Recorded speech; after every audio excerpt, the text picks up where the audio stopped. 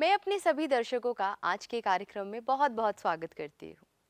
क्या आपने कभी सोचा है कि साधारण रबर विद्युत रोधी होती है, परंतु वायुयान के विशेष रबर के पहिए हल्के चालक बनाए जाते हैं? ऐसा करना क्यों आवश्यक है? और आपने यह भी सुना होगा कि यदि गर्मियों में पंखे की गति धीमी हो जाती है, तो कहते हैं कि संधारित्र फिट करने से गति बढ़ जाएगी। इस प्रक्रिया में ऐसा क्या होता है कि पंखा तेज गति से घूमने लगता है? आइए इन सभी प्रश्नों के उत्तर ढूंढने की कोशिश करते हैं। तो शुरुआत हम करते हैं चालक स्थिर वैद्युति से। आप चालकों तथा विद्युत रोधी पदार्थों के बारे में पहले भी पढ़ चुके हैं। चालकों में गतिशील आवेश वाहक होते हैं। धात्विक चालकों में ये वाहक इलेक्ट्रॉन होते हैं। ये इलेक्ट्रॉन धातु के अंदर गति करने के लिए मुक्त होते हैं, परंतु धातु से मुक्त नहीं हो सकते। आवेश वाहकों की गति बाह्य विद्युत क्षेत्र के साथ साथ रासायनिक बलों द्वारा भी प्रभावित होती है। यहां हम अपनी चर्चा ठोस धात्विक चालकों तक ही सीमित रखेंगे। आइए चालक स्थिर वैद्युति से संबंधित कुछ महत्वपूर्ण परिणामों पर ध्यान दें। चालक के भीतर स्थिर वैद्युत क्षेत्र शून्य होता है। चालक में मुक्त इलेक्ट्रॉन होते हैं। जब तक विद्युत क्षेत्र शून्य नहीं है, मुक्त आवेश वाहक एक बल का अनुभव करेंगे और उनमें बहाव होगा। स्थैतिक स्थिति में मुक्त इलेक्ट्रॉन स्वयं को इस प्रकार वितरित कर लेते हैं कि किसी चालक के भीतर स्थिर वैद्युत क्षेत्र शून्य होता है। आइए अब अगला परिणाम देखते हैं। आवेशित चालक के पृष्ठ के प्रत्येक बिंदु पर स्थिर वैद्युत क्षेत्र अविलंबवत होना चाहिए। यदि ई पृष्ठ के अभिलंबवत नहीं होता है, तो उसका पृष्ठ के अनुदिश कोई शून्येतर घटक होगा। तब पृष्ठ के मुक्त इलेक्ट्रॉन पृष्ठ पर किसी बल का अनुभव करेंगे और गति करेंगे। अतः स्थैतिक स्थिति में ई का कोई स्पर्श रेखीय घटक नहीं होना चाहिए। इस प्रकार किसी आवेशित चालक के पृष्ठ पर स्थिर वैद्युत क्षेत्र पृष्ठ के हर बिंदु पर पृष्ठ के अभिलंबवत होना चाहिए। अगला अत्यंत महत्वपूर्ण परिणाम है, स्थैतिक स्थिति में किसी चालक के अभ्यंतर में कोई अतिरिक्त आवेश नहीं हो सकता। किसी उदासीन चालक के प्रत्येक लघु आयतन अथवा पृष्ठीय अवयव में धनात्मक तथा ऋणात्मक आवेश समान मात्रा में होते हैं। जब किसी चालक को आवेशित किया जाता है, तो स्थैतिक स्थिति में अतिरिक्त आवेश केवल उसके पृष्ठ पर विद्यमान रहता है। यह गाउस नियम से भी स्पष्ट है। अगला परिणाम विभव से संबंधित है। चालक के समस्त आयतन में स्थिर वैद्युत विभव नियत रहता है तथा इसका मान इसके पृष्ठ पर भी समान भीतर के बराबर होता है। चूंकि किसी चालक के भीतर ई शून्य है तथा इसका पृष्ठ पर कोई स्पर्श रेखीय घटक नहीं होता, अतः इसके भीतर अथवा पृष्ठ पर किसी छोटे परीक्षण आवेश को गति कराने में कोई कार्य नहीं होता। अर्थात चालक के भीतर अथवा उसके पृष्ठ पर दो बिंदुओं के बीच कोई भी विभवांतर नहीं होता। कार्यक्रम में आगे बढ़ते हैं और अगले परिणाम पर चर्चा करते हैं। आवेशित चालक के पृष्ठ पर विद्युत क्षेत्र E आप लिख सकते हैं सिग्मा अपॉन एप्सिलॉन नॉट। यहाँ सिग्मा पृष्ठीय आवेश घनत्व तथा n कैप पृष्ठ के अभिलंबवत बहिर्मुखी दिशा में एकांक सदिश है। यदि सिग्मा शून्य से बड़ा होगा, इसके लिए विद्युत क्षेत्र पृष्ठ के बहिर्मुखी अभिलंबवत है तथा यदि सिग्मा शून्य से छोटा होगा, तो विद्युत क्षेत्र पृष्ठ के अंतर्मुखी अभिलंबवत है। यदि बरसात के साथ साथ बादल कड़कते हैं और बिजली भी गिरती है, तो यह सलाह दी जाती है कि हमें किसी गाड़ी अथवा बस के अंदर शरण ले लेनी चाहिए। तो यह क्या प्रक्रिया है कि हम किसी खुली जगह या पेड़ के नीचे सुरक्षित नहीं है, परंतु गाड़ी में बैठना सुरक्षित है? तो इसी के विषय में अगले परिणाम के माध्यम से विस्तार से जानते हैं। स्थिर वैद्युत परिरक्षण। किसी ऐसे चालक के विषय में विचार करते हैं जिसमें कोई कोटर हो तथा उस कोटर के भीतर कोई आवेश न हो। एक विशिष्ट परिणाम यह देखने को मिलता है कि चाहे कोटर की कोई भी आकृति हो या आकार क्यों ना हो तथा चाहे उस चालक पर कितने भी परिमाण का आवेश हो, कितनी भी तीव्रता के बाह्य क्षेत्र में उसे क्यों ना रखा हो, कोटर के भीतर विद्युत क्षेत्र शून्य होता है। बाहर चाहे कितना भी आवेश तथा कैसा भी विद्युत क्षेत्र विन्यास क्यों ना हो, उस चालक में कोई भी कोटर बाह्य विद्युत क्षेत्र के प्रभाव से सदैव परिरक्षित रहती है। कोटर के भीतर विद्युत क्षेत्र सदैव ही शून्य होता है। इसे स्थिर वैद्युत परिरक्षण कहते हैं। इस प्रभाव का उपयोग संवेदनशील उपकरणों को बाह्य विद्युत प्रभावों से बचाने में किया जाता है। इस चित्र के माध्यम से यह दर्शाया गया है कि किसी भी चालक की कोटर के भीतर विद्युत क्षेत्र शून्य होता है। चालक का समस्त आवेश कोटर सहित उस चालक के केवल बाह्य पृष्ठ पर ही विद्यमान रहता है। कोटर के भीतर हमने कोई भी आवेश नहीं रखा है। कार्यक्रम में आगे बढ़ते हैं। अब हम परावैद्युत तथा ध्रुवण के विषय में विस्तार से चर्चा करेंगे। किसी चालक को यदि बाह्य क्षेत्र में रखते हैं तो प्रेरित आवेशों के कारण विद्युत क्षेत्र बाह्य क्षेत्र का विरोध करता है। यहाँ उस समय तक होता रहता है जब तक कि स्थिर स्थिति में दोनों क्षेत्र एक दूसरे का निरसन कर देते हैं। चालक के भीतर नेट स्थिर वैद्युत क्षेत्र शून्य होता है। किसी परावैद्युत में आवेश की यह मुक्त गति संभव नहीं होती, फिर भी यह पाया जाता है कि बाह्य क्षेत्र परावैद्युत के पृष्ठ पर कुछ आवेश प्रेरित कर देता है, जो एक ऐसा क्षेत्र उत्पन्न करता है जो बाह्य क्षेत्र का विरोध करता है। परंतु चालक से भिन्न इस प्रकार का प्रेरित विद्युत क्षेत्र बाह्य क्षेत्र को यथार्थ रूप से निरीक्षित नहीं करता, यह केवल क्षेत्र को घटा देता है। इस प्रभाव को समझने के लिए हमें परावैद्युत पदार्थ में आणविक स्तर पर आवेश वितरण के अध्ययन की आवश्यकता होगी। किसी पदार्थ के अणु ध्रुवी अथवा अध्रुवी हो सकते हैं। तो आइए पहले हम अध्रुवी अणु पर चर्चा करते हैं। अध्रुवी अणु बाह्य बल की उपस्थिति में किसी पदार्थ के अणु ध्रुवी अथवा अध्रुवी हो सकते हैं। किसी अध्रुवी अणु में धनावेश तथा ऋणावेश के केंद्र संपाती होते हैं। तब अणु का कोई स्थायी अथवा आंतरिक द्विध्रुव आघूर्ण नहीं होता। ऑक्सीजन O2 तथा हाइड्रोजन H2 अणु अध्रुवी अणुओं के उदाहरण हैं। किसी बाह्य विद्युत क्षेत्र में अध्रुवी अणु के धनावेश तथा ऋणावेश विपरीत दिशाओं में विस्थापित हो जाते हैं। यह विस्थापन तब रुकता है जब अणु के अवयवी आवेशों पर बाह्य बल प्रत्यानयन बल अणु में आंतरिक क्षेत्र के कारण ये द्वार संतुलित हो जाता है। अतः अध्रुवी अणु एक प्रेरित द्विध्रुव आघूर्ण विकसित कर लेता है।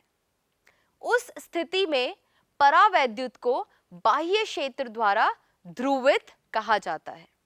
प्रेरित द्विध्रुव आघूर्ण क्षेत्र की दिशा में होता है तथा क्षेत्र की तीव्रता के अनुक्रमानुपाती होता है।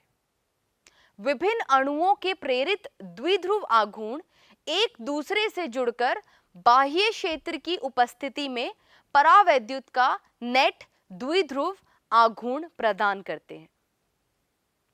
अध्रुवी अणु पढ़ने के पश्चात अब आते हैं ध्रुवी अणु के बाह्य क्षेत्र में रखने पर व्यवहार में हुए अंतर पर। ध्रुवीय अणुओं का कोई परावैद्युत किसी बाह्य क्षेत्र में एक नेट द्विध्रुव आघूर्ण भी विकसित कर लेता है, परंतु इसका कारण भिन्न होता है। जब कोई बाह्य क्षेत्र अनुप्रयुक्त किया जाता है तो व्यष्टिगत द्विध्रुव आघूर्ण क्षेत्र के साथ संरेखित होने लगते हैं। जब सब अणुओं पर इसका योग किया जाता है तो बाह्य क्षेत्र की दिशा में एक नेट द्विध्रुव आघूर्ण पाया जाता है, अर्थात परावैद्युत ध्रुवित हो जाता है। ध्रुवण की सीमा दो परस्पर विरोधी कारकों की आपेक्षित तीव्रता पर निर्भर करती है और वो इस प्रकार है। पहला, विद्युत क्षेत्र में द्विध्रुव स्थितिज ऊर्जा जो द्विध्रुव को क्षेत्र के साथ संरेखित करने का प्रयास करती है, और दूसरा, तापीय ऊर्जा जो संरेखण को बिगाड़ने का प्रयास करती है। इस प्रकार दोनों ही प्रकरणों में, चाहे ध्रुवी हो अथवा अध्रुवी, परावैद्युत किसी बाह्य क्षेत्र की उपस्थिति में एक नेट द्विध्रुव आघूर्ण विकसित कर लेते हैं। किसी पदार्थ का प्रति एकांक आयतन द्विध्रुव आघूर्ण उसका ध्रुवण कहलाता है और इसे P द्वारा निर्दिष्ट किया जाता है। रैखिक समदैशिक परावैद्युत के लिए हम लिख सकते हैं P बराबर इलेक्ट्रिक फील्ड E नॉट काई E इंटू E वेक्टर। यहाँ काई E परावैद्युत का स्थिर अभिलक्षण है, जिसे परावैद्युत माध्यम की वैद्युत प्रवृत्ति, जिसे इलेक्ट्रिक ससेप्टिबिलिटी भी कहते हैं। ध्रुवित परावैद्युत के भीतर मूल बाह्य क्षेत्र का रूपांतरण। अब प्रश्न यह है कि कोई ध्रुवित परावैद्युत अपने भीतर किसी मूल बाह्य क्षेत्र को रूपांतरित कैसे करता है। सरलता की दृष्टि से हम किसी एक आयताकार परावैद्युत गुटके पर विचार करते हैं जो किसी ऐसे एक समान बाह्य क्षेत्र E नॉट में रखा है जो गुटके के दो फलकों के समांतर है। क्षेत्र के कारण परावैद्युत में एक समान ध्रुवण P होता है। परावैद्युत के भीतर किसी भी स्थान पर आयतन अल्पांश डेल्टा V पर कोई भी नेट आवेश नहीं होता है, यद्यपि इसका नेट द्विध्रुव आघूर्ण तो होगा। परावैद्युत के पृष्ठ पर विद्युत क्षेत्र के अभिलंबवत स्पष्ट रूप से एक नेट आवेश घनत्व होता है, जैसा कि चित्र में दर्शाया गया है। दाएं पृष्ठ पर द्विध्रुवों के धनात्मक सिरे हैं तथा बाएं पृष्ठ की ओर द्विध्रुवों के ऋणात्मक सिरे अनुदासित रह जाते हैं। असंतुलित आवेश बाह्य क्षेत्र के कारण प्रेरित आवेश होते हैं। अतः ध्रुवित परावैद्युत के दो आवेशित पृष्ठों के तुल्य हो जाता है, जिनके प्रेरित पृष्ठीय आवेश घनत्व सिग्मा p तथा माइनस सिग्मा p है। यह स्पष्ट है कि इन पृष्ठीय आवेशों द्वारा उत्पन्न विद्युत क्षेत्र बाह्य क्षेत्र का विरोध करते हैं। इस प्रकार परावैद्युत में कुल क्षेत्र उस प्रकरण की तुलना में जिसमें कोई परावैद्युत नहीं है कम हो जाता है। यहाँ ध्यान देने वाली बात यह है कि पृष्ठीय आवेश घनत्व प्लस और माइनस सिग्मा p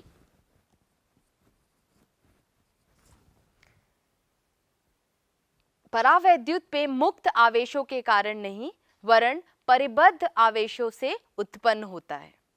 आगे बढ़ते हैं और हम जानने की कोशिश करेंगे कि यदि दो चालक को साथ में रख दिया जाए और उनके बीच में कुछ विभवांतर हो, उस निकाय को क्या कहेंगे। इसको कहते हैं संधारित्र।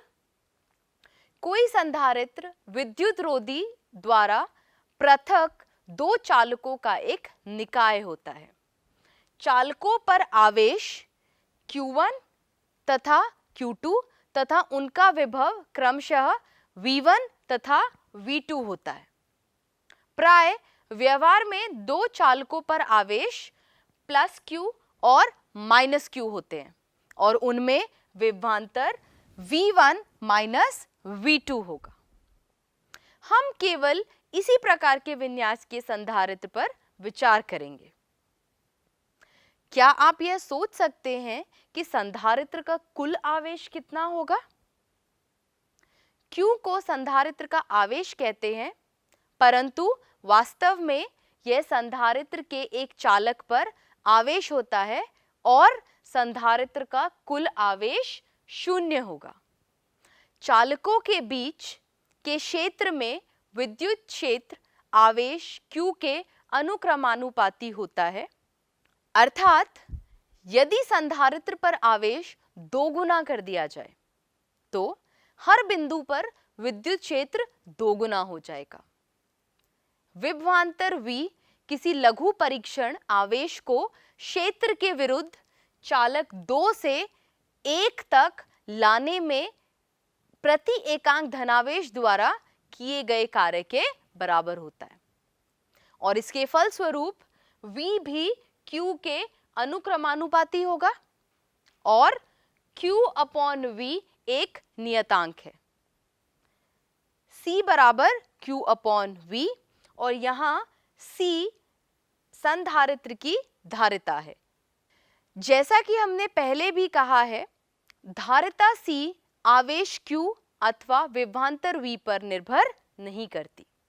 धारिता C केवल दो चालकों के निकाय के ज्यामितीय विन्यास, और वो क्या क्या होंगे? वो हो सकता है आकार, आकृति, पृथक्कन, सिर्फ इन्हीं पर निर्भर करती है। जैसा कि हम आगे देखेंगे, यह दोनों चालकों को पृथक करने वाले माध्यम अर्थात विद्युत रोधी, जिसको हम परावैद्युत भी कहते हैं, उसकी प्रकृति पर भी निर्भर करती है। यहाँ धारिता का SI मात्रक 1 फैरेड है और 1 फैरेड को हम और किस प्रकार के से लिख सकते हैं? इसको हम लिख सकते हैं 1 कूलाम प्रति वोल्ट अथवा 1 कूलम पर वोल्ट। व्यवहार में 1 फैरेड धारिता का बहुत बड़ा मात्रक है। धारिता के अधिक सामान्य मात्रक इस मात्रक के अप्रवर्तक हैं, जैसे 1 माइक्रोफैरेड 10⁻⁻⁶, 1 नैनोफैरेड 10⁻⁻⁹ फैरेड, 1 पिकोफैरेड बराबर 10⁻⁻12 फैरेड आदि। नियत धारिता के संधारित्र का प्रतीक इस प्रकार है, जबकि प्रवर्ती धारिता के संधारित्र का प्रतीक हम इस प्रकार से लिख सकते हैं। संधारित्र किसी भी आकार का हो सकता है, जैसे कि समांतर पट्टिका संधारित्र, गोलीय संधारित्र, बेलनाकार संधारित्र आदि। हम अभी के लिए पहले समांतर पट्टिका की धारिता का सूत्र ज्ञात करेंगे।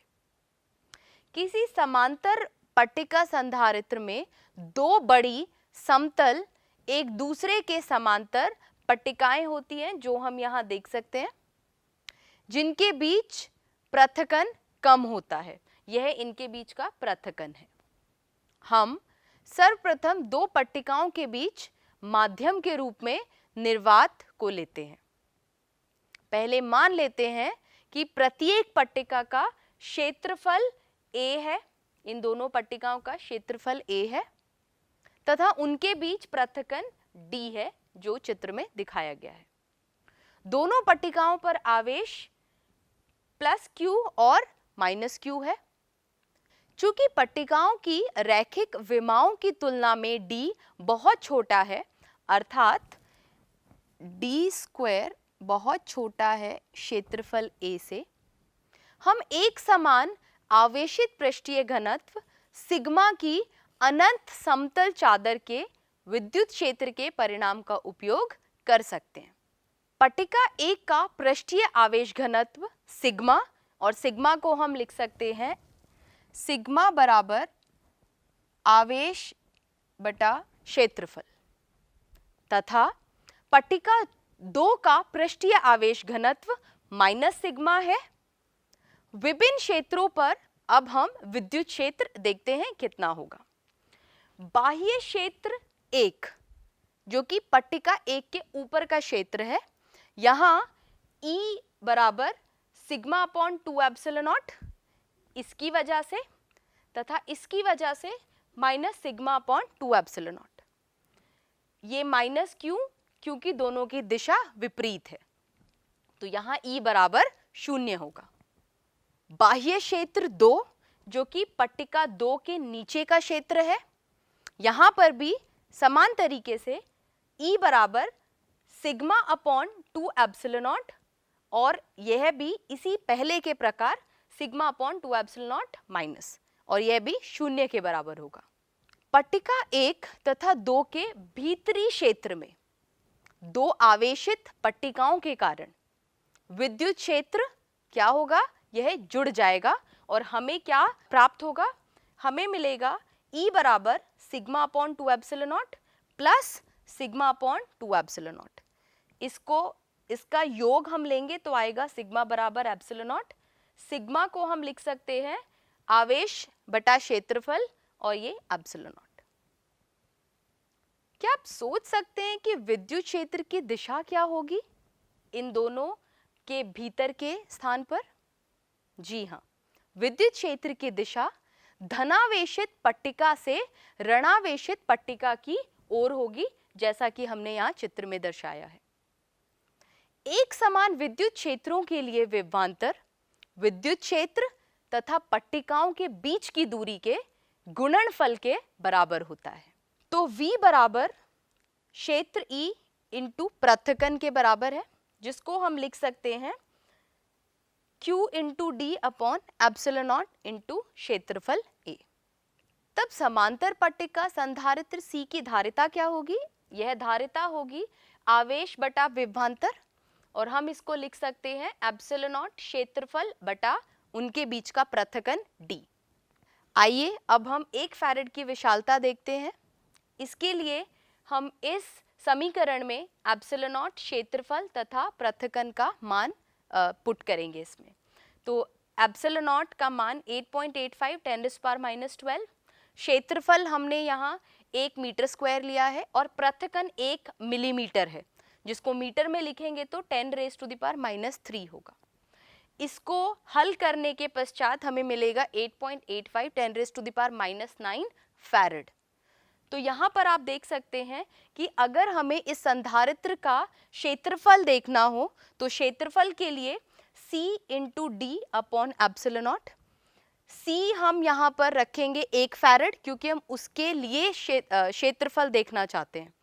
तो C 1 फैराड।